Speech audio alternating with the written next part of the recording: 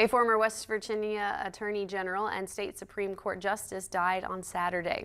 According to the West Virginia Supreme Court of Appeals, Darrell McGraw died on Saturday. He was 88 years old. He was elected into the state Supreme Court in 1976. He was then re-elected 4 times to serve a 12-year term. In 1992, he was elected as Attorney General for West Virginia. He played a big role in fighting against the state's drug overdose crisis. The Wyoming County native is survived by his wife, who is a former state school superintendent, and 4 children.